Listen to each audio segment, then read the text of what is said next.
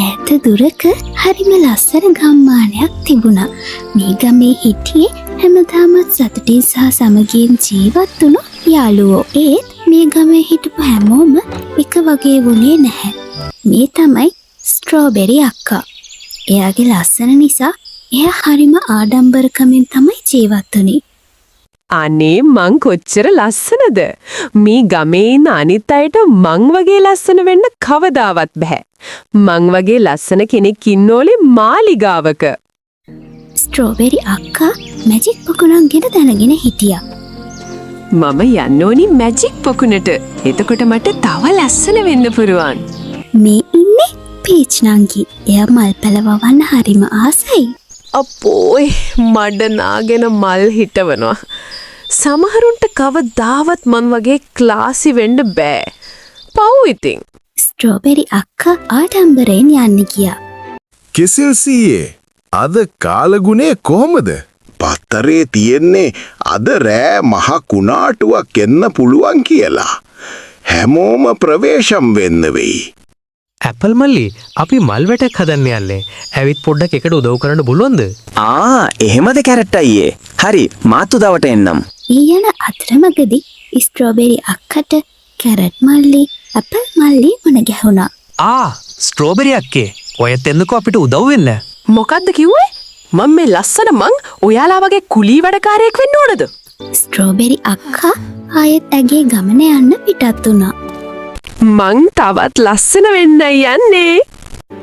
Strawberry අක්කා පොකුණෙන් නාලා ගෙදර ආවා. ඒත් එක්කම කුණාටුවක් එන්න පටන් ගත්තා.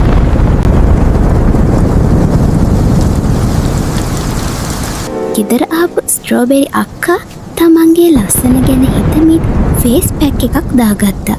ඊට පස්සේ ඇඳේ හාන්සි වෙලා පොතක් කියවන්න ගත්තා. මේ වෙලාවේ ඇපල් අයියා හොඳටම නිදි. පීච් නංගේ එළිය වහින දිහා බලන් හිටියා.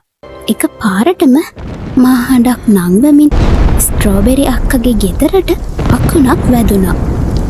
අනේ දෙවියනේ ස්ට්‍රෝබෙරි අක්කාගේ ගෙදර.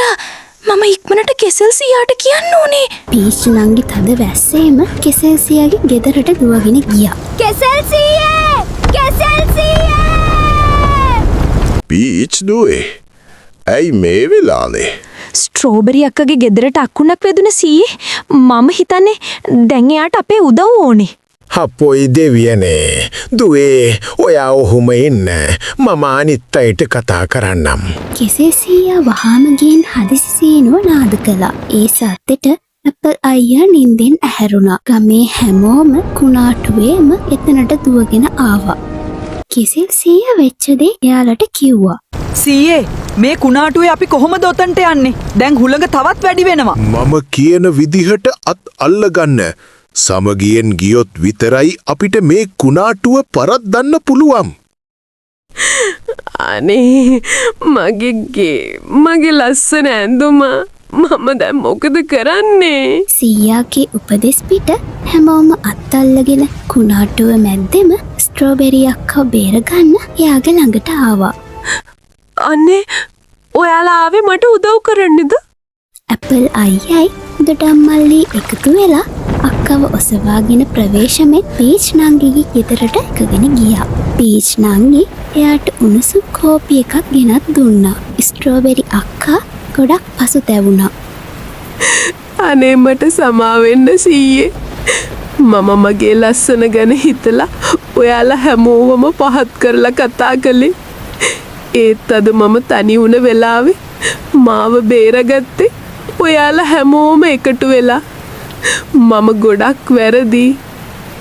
දුවේ පිටත ලස්සන ඕනෑම වෙලාවක විනාශ වෙන්න පුළුවන්. ඒත් හිතේ ලස්සනයි යාළුවන්ගේ සමගියයි කවදාවත් විනාශ වෙන්නේ නැහැ. එදා ඉඳන් ස්ට්‍රෝබෙරි අක්කා තමන්ගේ ලස්සන ගැන හිතලා ආඩම්බර වුණේ නැහැ. එයා තේරුම් ගත්තා නියම ලස්සන තියෙන්නේ අනුන්ට උදව් කරන එකේ කියලා. ගම්මානේ යාළුවෝ හැමෝම එදා ඉඳන් කලින්ටත් වඩා සතුටින් සහ සමගියෙන් ජීවත් වුණා.